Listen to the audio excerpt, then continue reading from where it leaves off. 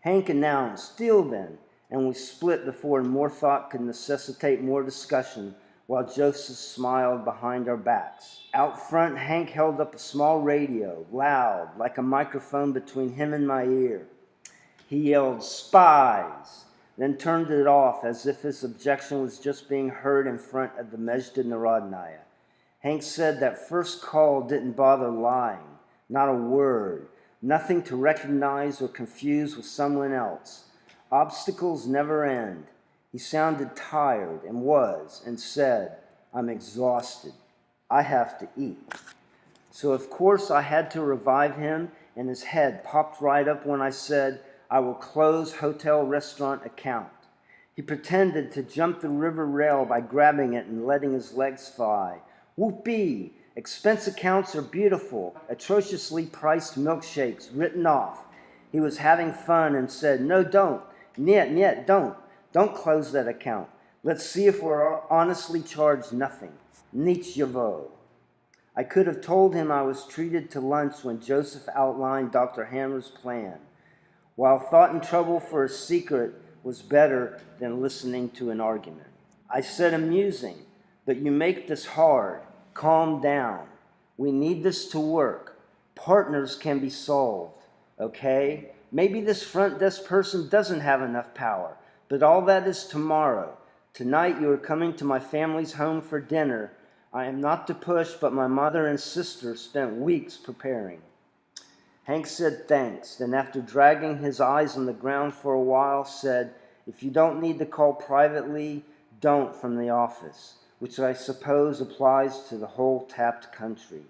Anyway, I left another bug in the phone. I didn't understand it. You know, I could only read so much about espionage without getting the creeps, even in the library. Like big delivery companies covering routes, there are ways around receiving phone calls. We'll pre-schedule early and late pickups. Hey, maybe charge for handling all aspects of orders in person. Until we're efficient enough, though, we'll have to buy the courier's time from our own pockets. I said, "Huh?" Hank, "What?" I wanted to call my mom.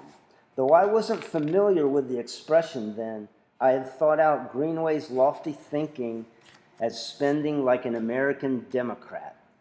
Off-key, in need of sleep, he wouldn't shut up. Passers-by recognized the tone and refused to be caught staring and left us alone, especially through the crosswalks. We were by ourselves.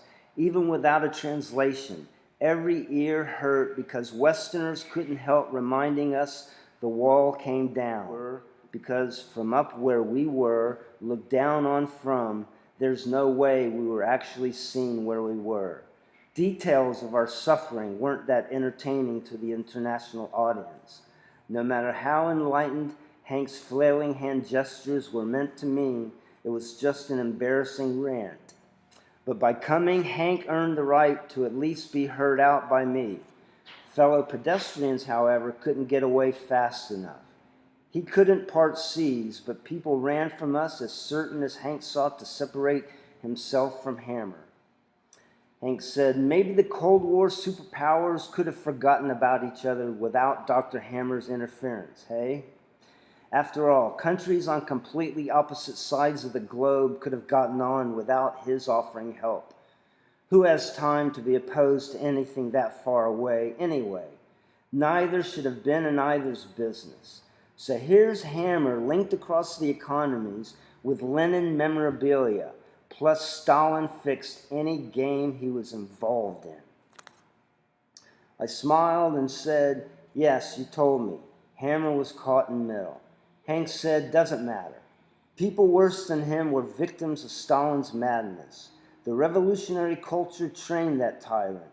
All the Bolsheviks had the same learning experience. Last man standing, Stalin fought his whole life and never learned different than sporting that smug Mona Lisa smile of a mug was enough. Dead, the evidence concedes he was a rich charlatan. Stalin's conspiracy is proven to just be a different form of ruthless capitalism. Any zillionaire can admit to being less powerful than the richest man of socialist steel. So what if Stalin didn't reside on some Mount San Simeon? The Kremlin is more famous. The Tsar's police lost and let Stalin go so many times, no one after him got near the chance.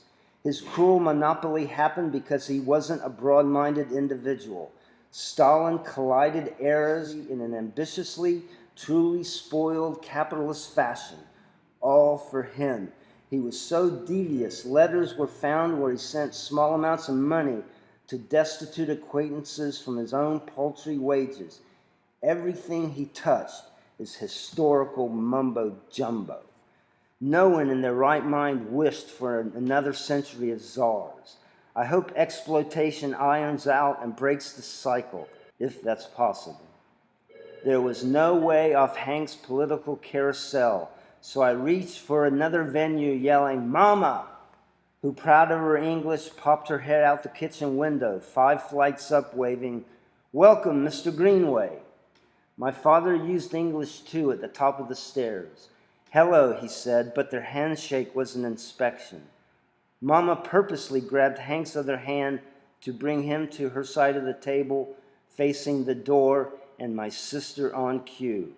Hank later described a vision, Princess Tatiana, a full, agonizing table width away. I was mesmerized, he said, as if electrically drawn across the table.